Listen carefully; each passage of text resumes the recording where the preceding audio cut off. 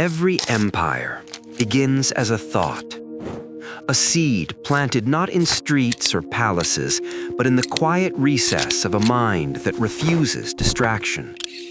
You start alone, not because you desire isolation, but because clarity cannot survive in the chaos of expectation. Solitude sharpens perception, detachment molds patience, and silence becomes the first instrument of power. People around you, they mistake absence for weakness. They do not see the strategy embedded in retreat. The wise know better. Absence is a message. It is a statement that value is not given, it is assumed. History does not remember the crowded halls. It remembers the architects, the figures who planned meticulously while others debated. They were patient. They understood that an empire begins with an unshakable internal dominion. Each day, every choice, every restraint becomes the mortar between the stones of your future. You do not rush. You do not plead. You let your absence, your discipline, your vision quietly take root. And in that quiet, power begins, not as noise, not as demand, but as inevitability. The first step to building your empire is to become untouchable within yourself. The architecture of influence. Once the seed has taken root, you begin to build, not with noise, not with force, but with intention. Influence is not given, it is crafted. Every word spoken, every gesture withheld, every glance redirected becomes a brick in the invisible walls of your empire. People notice patterns before they notice power. They lean toward certainty. They follow confidence without questioning. And you learn to place yourself just beyond reach so that the spaces you leave behind draw them in. Patience is the scaffold. Restraint is the foundation. History is littered with rulers who demanded obedience and fell when it was withheld. Those who built silently, deliberately, survived longer. Detachment becomes your second nature. You begin to shape perception, not through loud proclamations, but through absence, timing, and subtlety. Scarcity rewires the mind. What is rare commands attention. What is distant inspires loyalty. Each act of measured detachment strengthens the structure. Each refusal to explain, each pause, makes your influence inevitable. Long pauses become your formative signature. The architecture of your empire is invisible, yet it is undeniable. Command without presence. Now, you realize power does not require visibility. People move for you even when you are absent. They align their actions with your patterns, not your orders. Control is not in force, it is in anticipation. Observe how they adjust themselves. They speak more carefully. They measure their steps. Without a word from you, they are already complying. True authority is psychological. It lingers in the mind, in the space between expectation and reality. Empires were won not by soldiers, but by the perception of inevitability. By being strategically unavailable, you teach restraint. You cultivate dependence, not through weakness, but through subtle dominance. Each silence becomes a command. Historical rulers understood this instinctively. They did not shout to be obeyed. They allowed their absence to enforce compliance. Long pause becomes your signature of force. And now you understand. True power does not announce itself. It exists. Quietly, inevitably, untouchable. The psychology of obedience. At this stage, something irreversible happens. People stop reacting to what you do and start reacting to what you might do. Your silence becomes predictive. Your absence becomes instructional. This is how obedience is formed, not through fear alone, but through uncertainty wrapped in respect. People obey hardest when they believe the choice was theirs. You no longer correct behavior. You don't need to. The system corrects itself. They replay conversations in their minds. They hesitate before crossing invisible lines, lines you never drew, but they somehow feel. History is ruthless here. Empires that relied on force collapsed quickly, but those built on psychology, they lasted generations. Because control embedded in the mind doesn't require constant maintenance. Your discipline trains discipline in others. Your silence forces alignment. They don't ask for permission anymore. They anticipate approval. And anticipation is obedience refined. This is the dangerous threshold, where influence becomes internalized, where control no longer looks like control. By now, they don't follow you. They carry you inside their decisions. The inner throne. This is where most never arrive, because this stage requires something rarer than ambition. It requires restraint without applause, control without witnesses, power exercised inward before it is ever expressed outward. You notice the shift first within yourself. Emotional reactions slow down, impulses lose authority. What once provoked you now barely registers, not because you are numb, but because you are sovereign. Every empire collapses eventually, except the one built inside the mind. History proves this cruelly. Kings fell to temptation, generals fell to ego. They conquered cities, but never mastered themselves. You do not chase validation anymore. You don't explain your silence. You don't rush clarity for comfort, because comfort weakens judgment, and judgment is the currency of rule. People feel this before they understand it. They sense boundaries without seeing them. They adjust tone. They soften demands. You no longer need to assert authority. Your composure does it for you. Long pauses become your signature of force. This is the inner throne, the seat no one can take from you, because it was never given. Build this, and no chaos outside you can ever rule you again. Expansion without noise. Now the empire grows, without announcement. There are no announcements, no dramatic reveals. Growth happens quietly, almost invisibly, because real expansion doesn't seek witnesses, it creates gravity. People begin to align themselves around you, not because you asked, but because your presence or absence redefines the space. They call it coincidence. History calls it influence. You choose where to appear, and more importantly, where not to. Attention becomes a currency you spend carefully. Every entrance is intentional, every silence strategic. Empires that lasted understood this rule. They didn't stretch thin, they consolidated. They expanded only when stability was absolute. Reach without control invites collapse. You build systems now, not reactions. Routines, standards, boundaries that don't need enforcement, because discipline has already been internalized by you and by those orbiting your authority. Long pause. This is power at its most dangerous stage, when it no longer looks like ambition. Your empire expands, not outward first, but inward, deeper, quieter, until resistance feels pointless. And by the time the world notices, the structure is already complete. The empire that cannot be taken. This is the end and the beginning they never see coming. By now, nothing needs to be proven. You don't posture, you don't announce victories. Empires that last don't celebrate loudly, they stabilize quietly.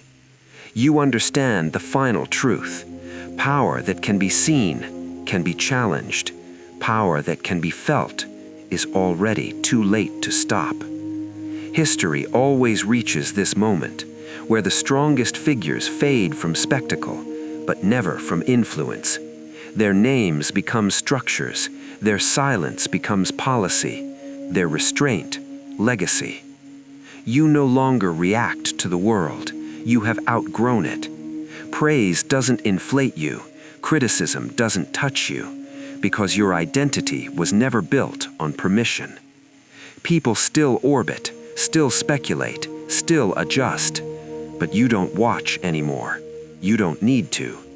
Control that requires observation was never control at all.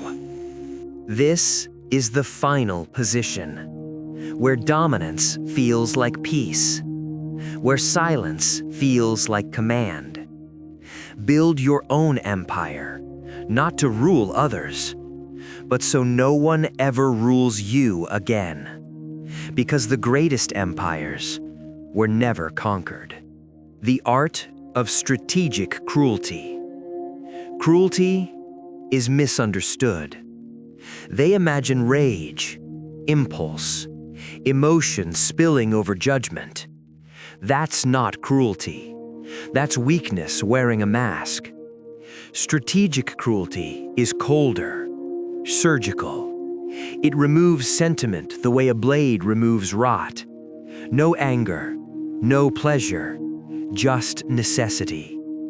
This is where many hesitate. They confuse empathy with obligation. They protect feelings at the cost of outcomes. You don't. Because empires collapse when decisions are delayed by guilt.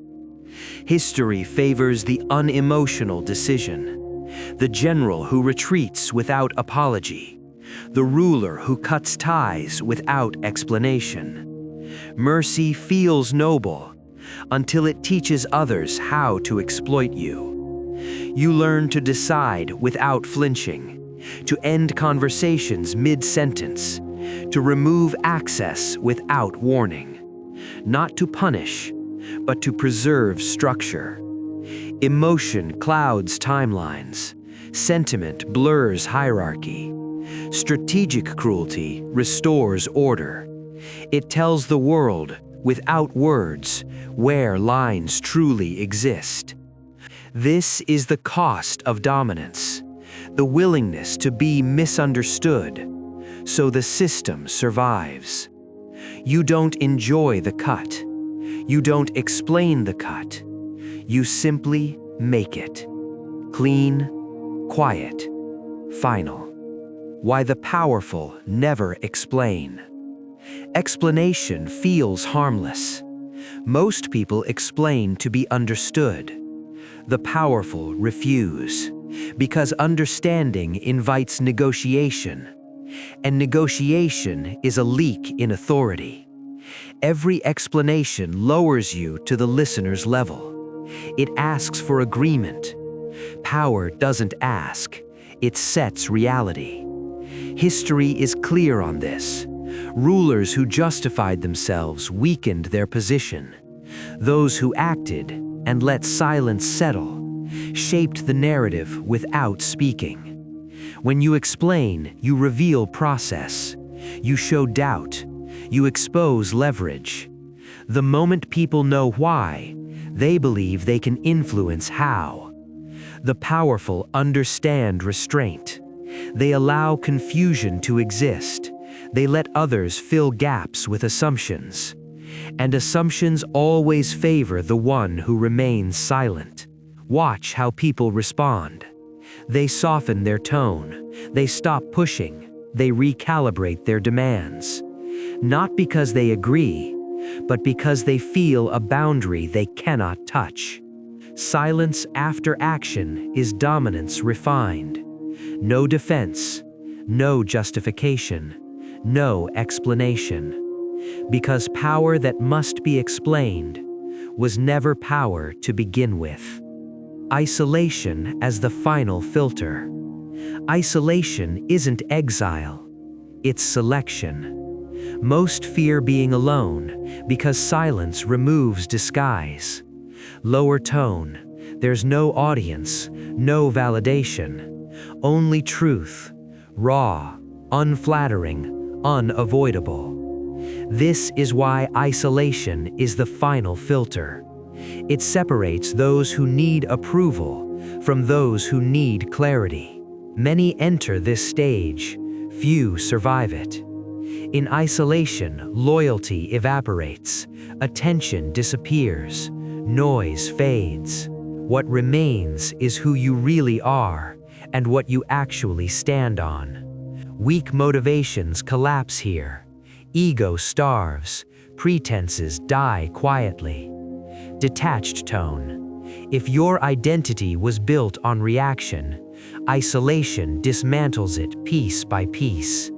History's most dominant figures spent long periods unseen, not hiding, refining.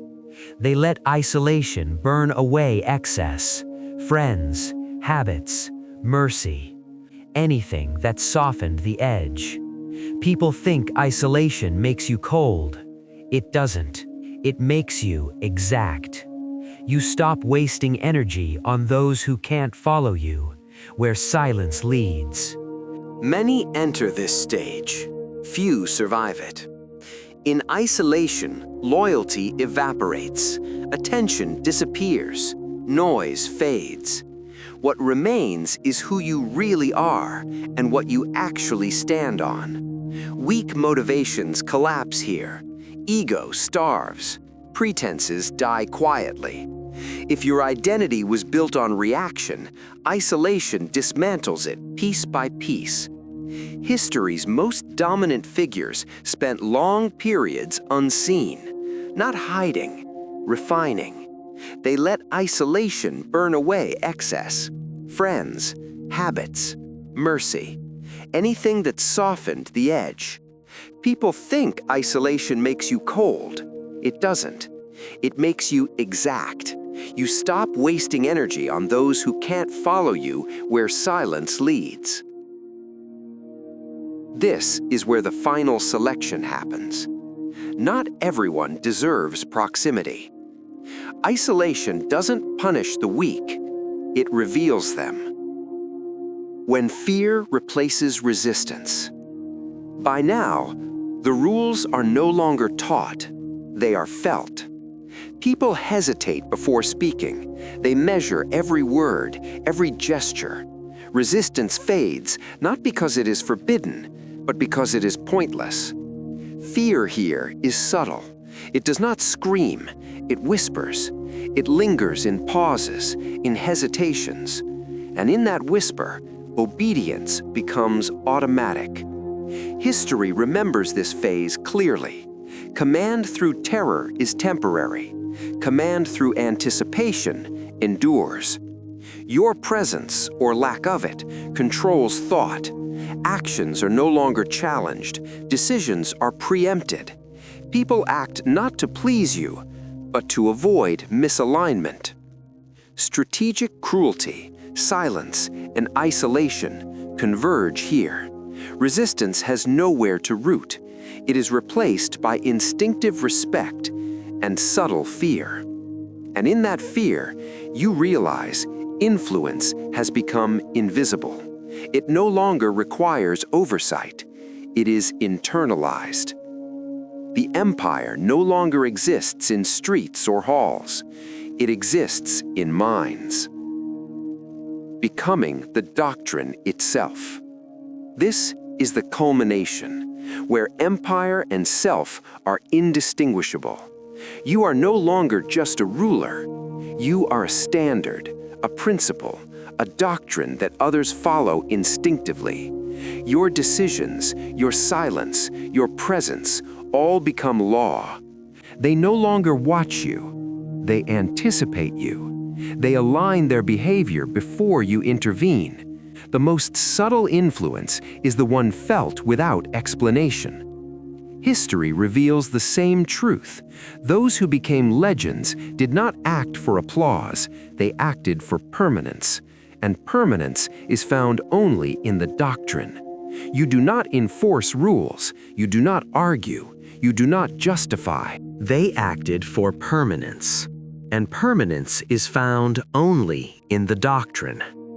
You do not enforce rules. You do not argue. You do not justify. Your existence sets expectations. Your boundaries define conduct. Your absence commands attention.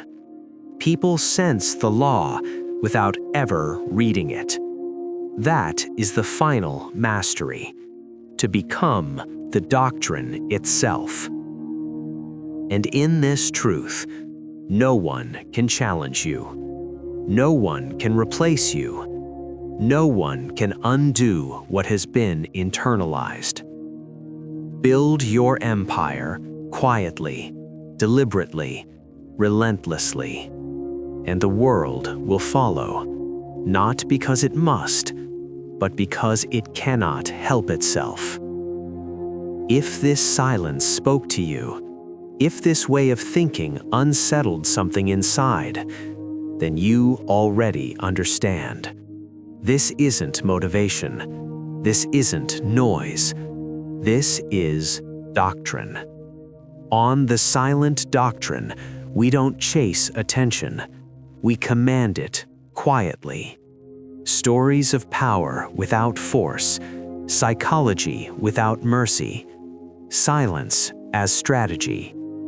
If you're tired of being controlled, if you're ready to think differently, to move differently, to become unreachable, subscribe to the silent doctrine, because the strongest never speak loudly.